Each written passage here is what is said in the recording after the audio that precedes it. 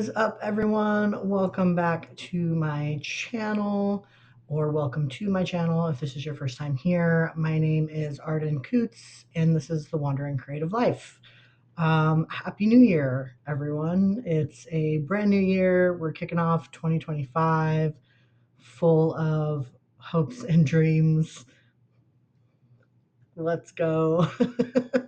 I have tried to not overwhelm myself with the things that I want to achieve in 2025, but of course, I've already failed miserably at that and have set far too many goals for myself, but that's okay. Um, I will achieve some of them and some of them I won't, and that's how it goes. But I do have a video about kind of my hopes and dreams for the new year, so you can check that out um, in my episode uh, links or videos, former videos, past videos, whatever. I might drop the episode or the video link in the description of this video, but probably not, honestly. Probably won't do it. But you can find it. It's there. It exists. I promise. So if you're curious about what I'm hoping to achieve in 2025, definitely check out that video.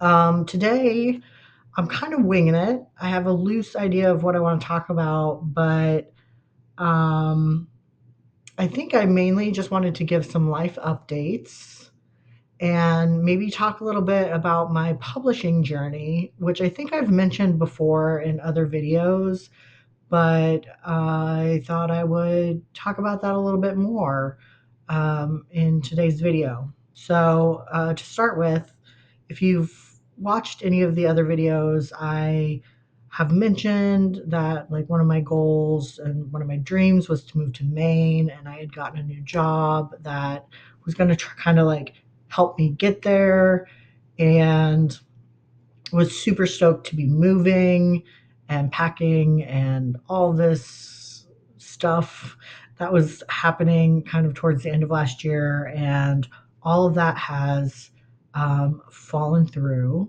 Things did not go according to plan. Um, the situation, I guess, or the event that was getting me to Maine kind of went sideways and didn't end up occurring. And so that kind of made me pause a little and say, okay, well, now I don't have to move to Maine in December or November. I have a little more time. So why don't I like plan it out and like get my shit together, and then I can move when I'm ready, right? I don't have to move in the next like month or month and a half. Um, and so I'd secured a job that was 100% remote, but based out of Maine. And that ended up just not being a good fit for me job wise. And so I've been unemployed since the beginning of December, which has been a challenge. Um, I am looking for work every week and applying to all the jobs and have not had anything come through yet. So I am still looking. I'm considering standing my own business up again, and doing social media management for authors and writers, and um, doing that all again, which I've done before, but I just don't know if I'm quite there, um, or how long it will take me to like build my clientele back up. So yeah, lots of things have happened in November and December, and I am no longer moving to Maine. I am going to stay here in Durham, North Carolina. So if you're in Durham and you ever want to like meet up, chat, whatever, hit me up because I need to make friends here. I don't know anyone besides my roommate in Durham. So I am in desperate need of socialization. I do not socialize. I sit in my apartment and do nothing. So I need to get a little I need to get out more. So yeah, if you're in Durham or the area and want to link up, let me know because that would be dope. Um, so that's kind of where things stand with moving and getting to Maine and jobs and kind of life in general. It is what it is. It's not great. Um, I thought with all this free time I would be writing more, and I've not really written a whole lot. Um, and my anxiety and depression have been kind of high just given the situation, and I think that's kind of impacting my motivation to really do much of anything. And I've got some health things going on, which is also a little stressful. So just not really feeling in the mood to write a whole lot. Um, which means my days are kind of like filled with nothing. I'm kind of like wandering around my apartment trying to figure out what to do and how to pay bills and all of that. So it's been a rough couple of months, but I am hopeful that things will start to turn around in the next month or two. And yeah, we'll see how everything goes. Yeah, fingers crossed. But I did want to share my planner for 2025. It is a Bloom calendar or planner.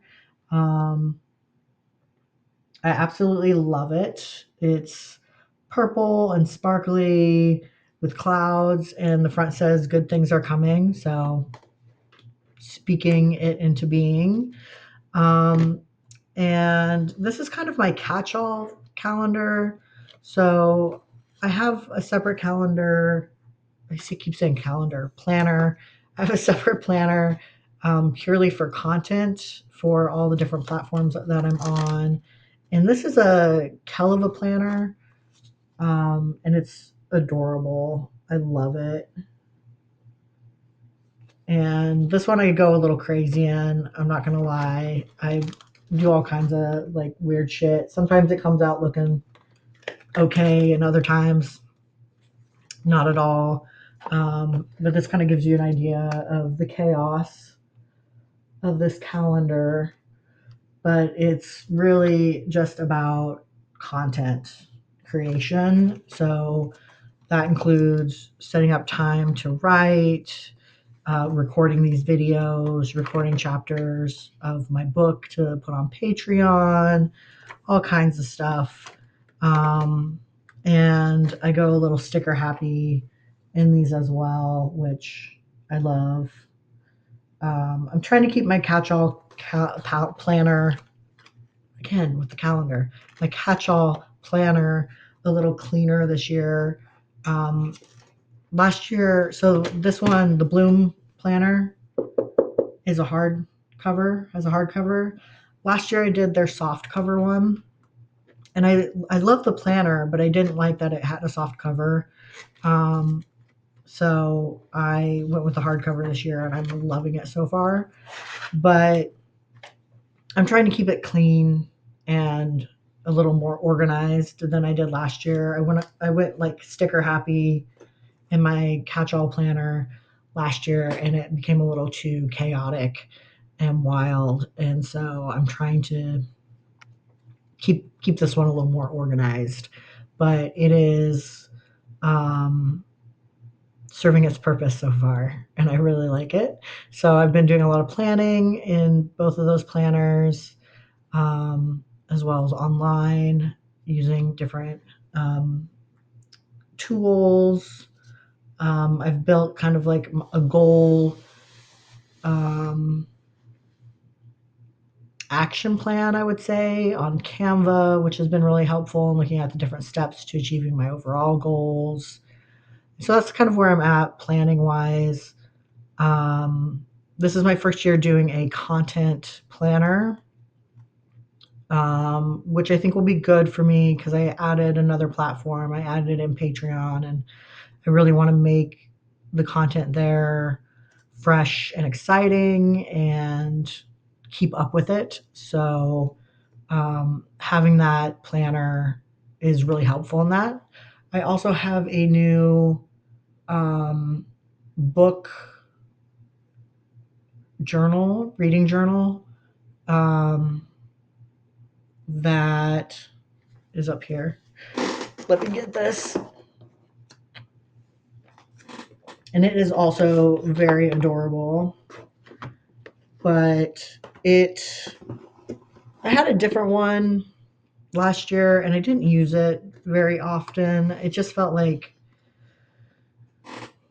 so much and it was dated and I didn't like that either because I didn't know whether I should be using it or I didn't know if I wanted to use it just for reading and tracking my reading or if I wanted to use it as a planner plus the reading aspect. And so I just didn't like the layout and it wasn't for me.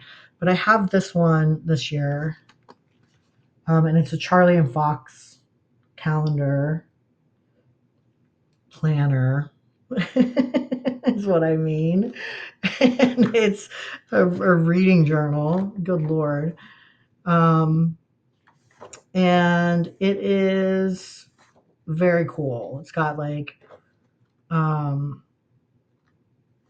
all the pages are the same essentially, I think, and the layout is like this. Hopefully, you can see. Um, and every page is like that, which I like because I can just do one page per book and put them into the different tabs. Like there's a wish list tab, of my library tab, my planned reads, reviews, did not finish. Never Have I Ever is a little different. So, like, never have I ever read an office romance, read a small town romance, read a spicy book at work.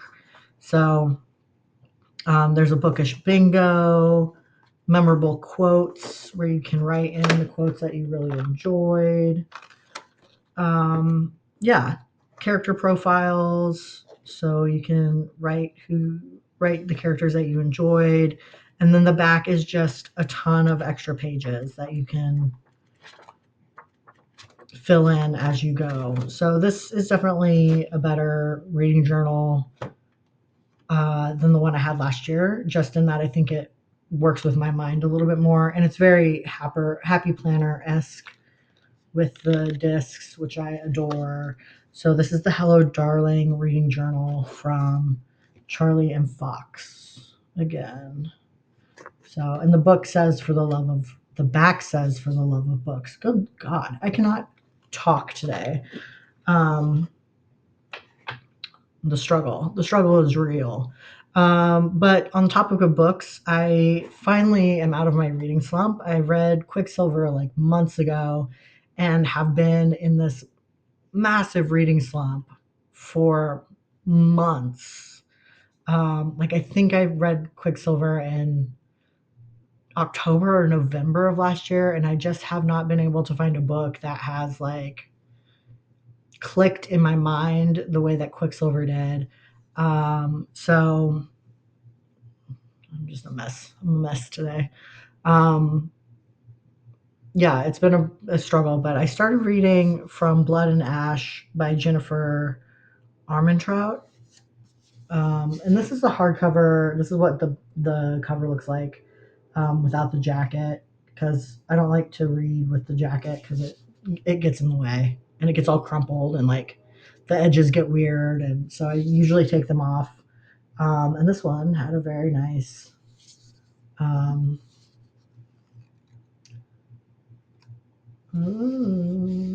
very nice hardcover, which was a pleasant surprise.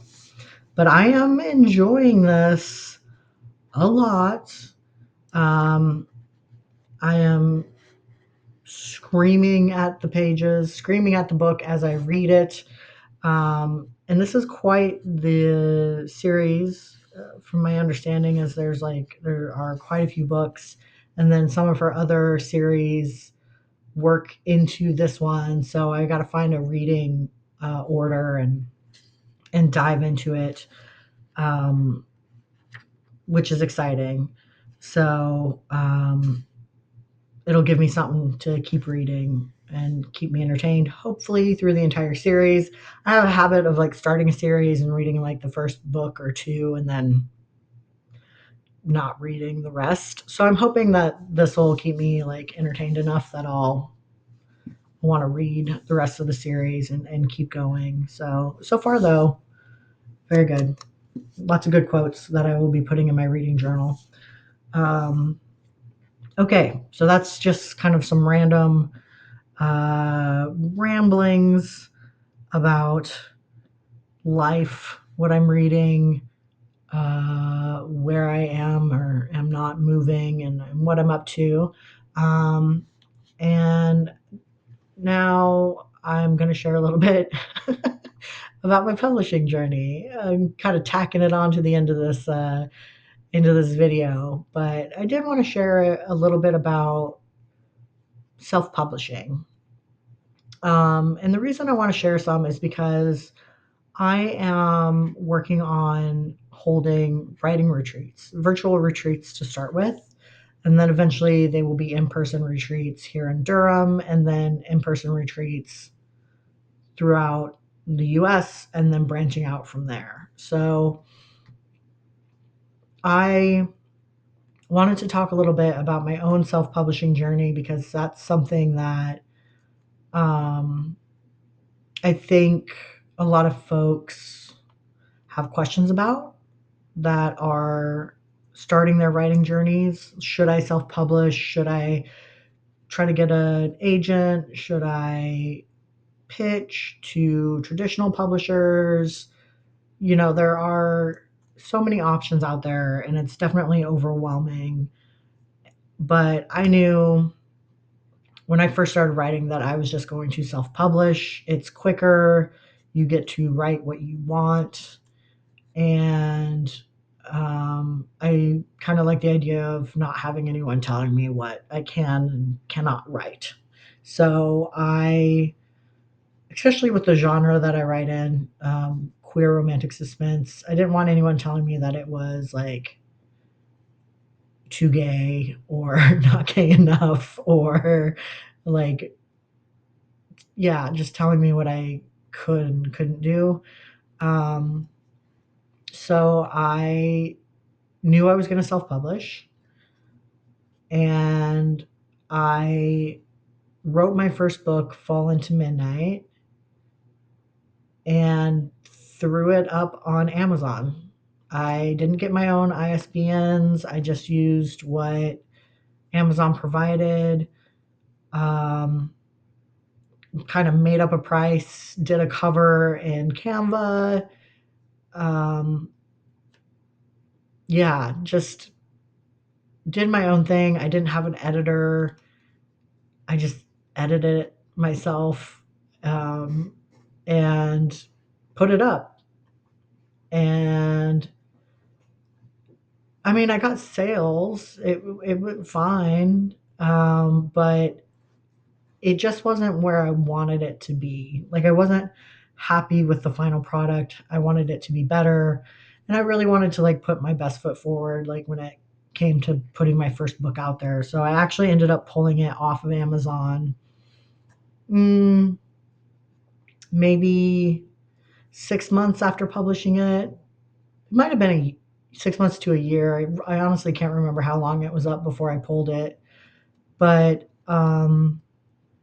during that time, I decided that I was going to get a book coach because I did not realize that there were so many different types of editing, um, that you needed like a developmental editor, a line editor, a copy editor, a proofreader, street team, ARC readers, um, all of these things, right? I had no idea that I needed them or that they existed. And so I got a book coach that was quite expensive, like several $1,000s um, for this individual. And she essentially did everything for me. Like the goal, like I would go through a training and we would meet every couple of weeks, I think, if I'm remembering correctly. And she took care of like the logistics, which was wonderful. Like bought a 10 pack of ISBNs, set up my Ingram Spark account for me, set up my Amazon account for me, like did all of the accounts that I would need, worked with a cover artist to get a new cover done, uh, just organized everything. And all I really had to worry about was finding an editor. And she had recommendations for editors as well. And that's how I found Montrez, who does my editing for my books currently, who I absolutely adore. And I think it was a 6 month long, it was either 3 or 6 months, maybe something like that, somewhere in that area. Um, and there was like quite a bit involved, and I kind of waffle. I kind of go back and forth. Like sometimes I feel like it was worth the money, sometimes I don't feel like it was worth the money. But then I think about it and I'm like, would I have been able to figure all that out on my own? Probably not. Honestly, just because I know myself, like I get really overwhelmed with all the information out there and I don't know where to start. And then I just like say, screw it and do something like halfway there. So I do think it was good that I had her to kind of walk me through the process and show me the process so that I could do it on my own, which has been the big benefit. Like I've been able to publish my other books on my own using some of the people that she introduced me to, finding my own people and kind of building my own little team. And so that was really helpful. Um, so yeah, it has its pros and cons. And I think that is with everything, right? Like you really have to weigh like, will I make this money back? Do I care if I make this money back? Am I willing to spend that? Am I actually going to go through the process and do the work and learn? Because that's the other thing. Like, if you aren't good at taking like online classes or like following through on things, then I would say don't spend the money because the class is like 90% of what you're doing.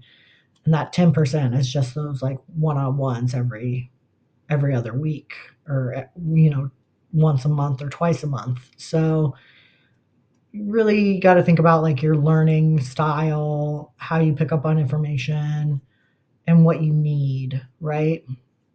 Because sometimes because there are courses out there for very specific things, right? Like if you want to learn how to do Instagram for authors, just go and take a marketing class for writers. Um, if you're unsure of how to format your book using um, I'm forgetting the name of the Atticus or something like that. Go to YouTube, right? You can find videos, and it's definitely probably more advantageous to do it that way than spend a ton of money on a bunch of stuff that you're not going to use or you're not going to pay attention to. But if you are looking for someone to literally set up all the processes for you, a book coach might be the way to do it.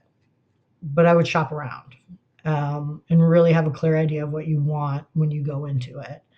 Um, so I did the book coach thing for my first book, and then every book I've published after that, the next four, I've done on my own, um, and have just used what I learned and replicated it.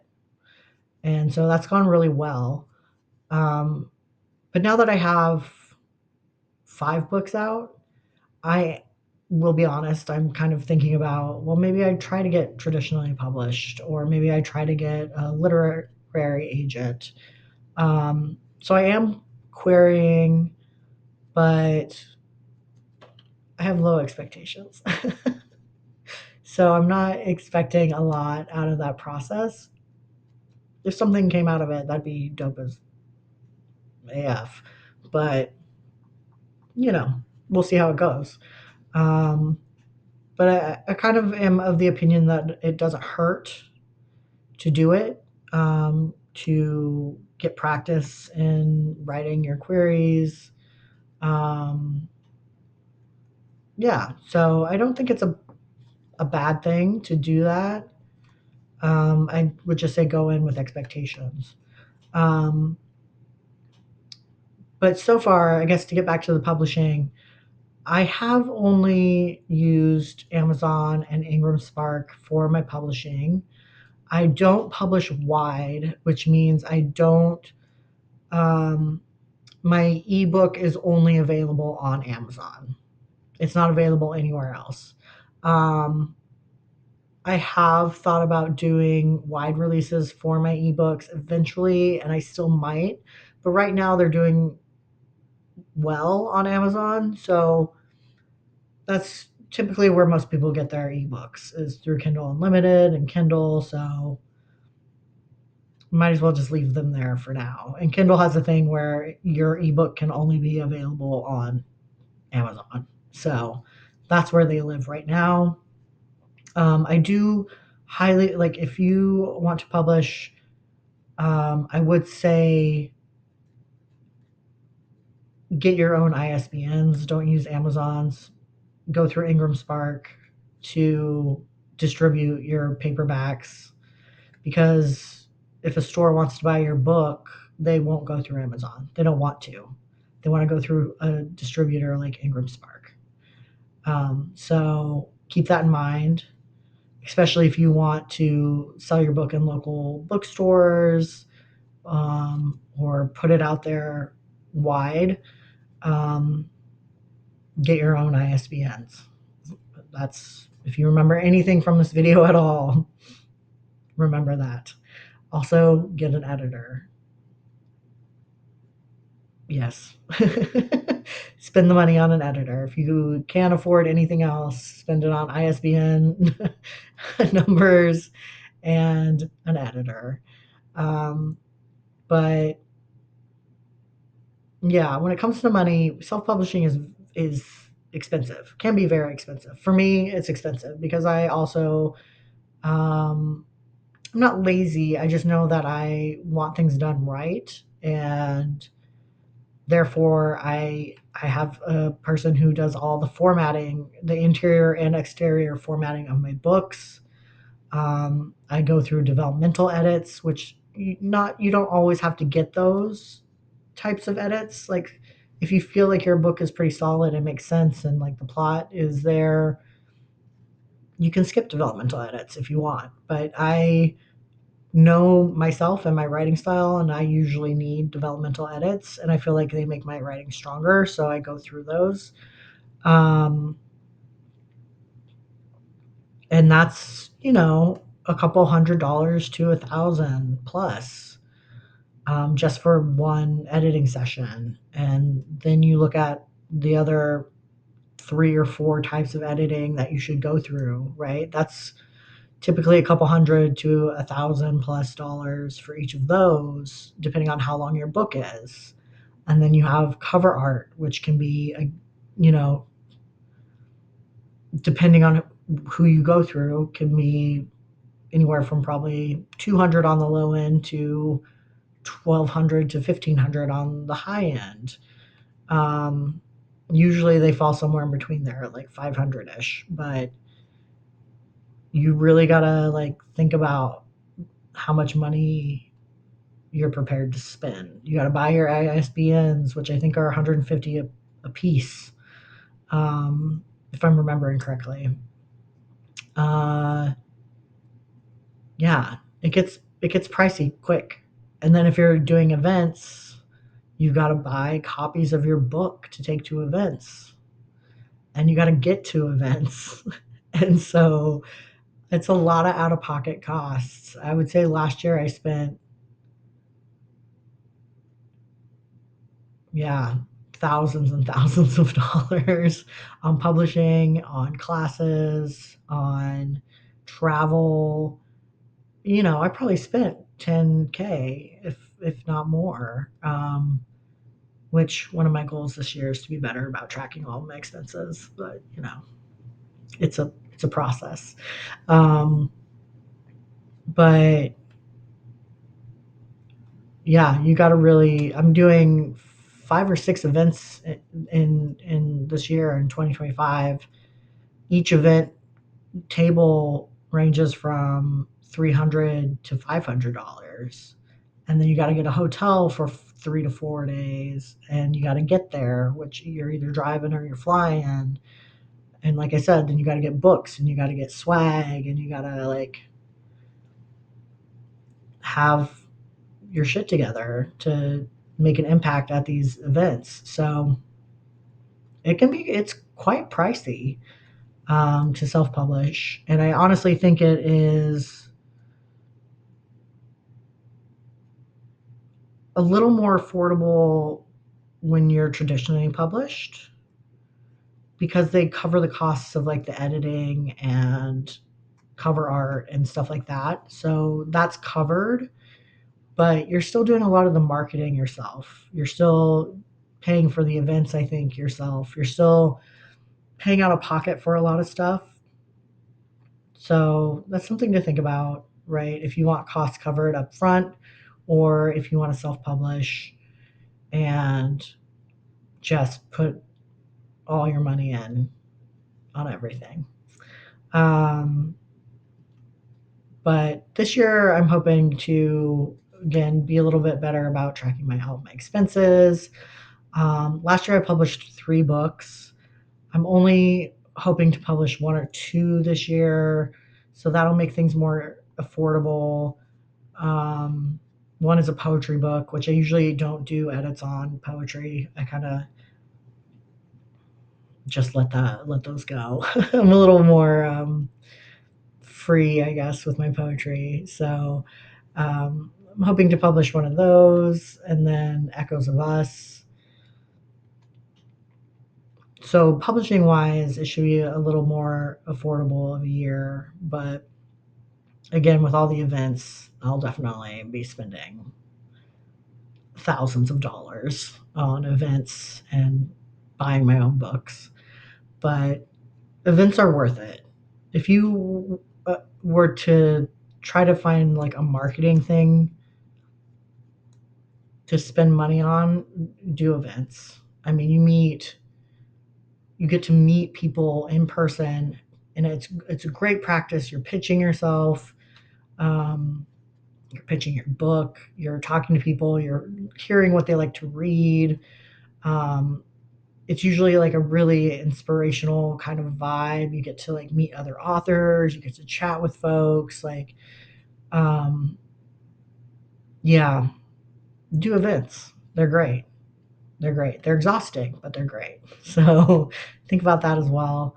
Um, but that's just a little bit about my publishing experience. I will say, maybe just to like give you an idea, like I've published 5 books, and my best book is a novella, my holiday novella, that's 80 pages long, that I published in December of 24. And the best month I've had so far since I started publishing my books was in December, and I made $180. So that's where I'm at in my journey. I'm not making thousands of dollars. I'm not making back anything close to what I'm spending. But for me, it's about getting my work out there and sharing my books. To make some money would be wonderful, but that's not the only reason that I do this. So definitely think about your reasons. Think about why you're writing, why you're publishing, what you're willing to spend to do those things. I would say set a budget for yourself and try to stay within that budget. It's super easy to just spend money on your book because you want everything right. You want a really nice cover. You want the interior to look great. You want an ARC team. You want to send PR boxes. Like you want to do everything, but set a budget. Try to stick to that budget, and um, good luck. But um, if you would like to attend our writing retreat, again, it's a virtual writing retreat. It's only one day. It's from 10 a.m. to 5 p.m. Obviously, there's like breaks in there and stuff, but there are free writing sessions. So, my goal is to spend like half of the time writing, half of the time in like educational sessions. So there are two marketing sessions. One is solely about marketing your book, and one is about PR and telling your story to sell your book. So that's really focused on how you can share who you are in order to make sales. And then there will be someone talking about self publishing and what you should do to get started with that. And we'll also have some mindfulness. So there'll be a yoga instructor there with us that will virtually lead us through some gentle stretching and help us set our intentions for the day. So that is the tentative schedule for the first virtual writing retreat, which will be on May 10th, 2025. There are only 10 spots. So if you're interested, I would say pop on over to wanderingcreativelife.com, go to the retreats page, and sign up today. I will include that in the episode description for sure. But I would love to see some folks over there. The writing retreat is only $10 since it is a virtual retreat, trying to make it affordable so that people can actually attend. And yeah, I would love for folks to join me in the writing retreat. There will be giveaways, there will be prizes, games. You know, we're making it into a fun little retreat. So come join me, one of us. But I hope you enjoyed this video. It's a bit of a longer one, kind of a little all over the place, but I did want to share kind of life updates and then also include information about my publishing journey, a little more information, more in depth. So I hope you enjoyed it. Let me know in the comments, and I will see you on the next one. Bye.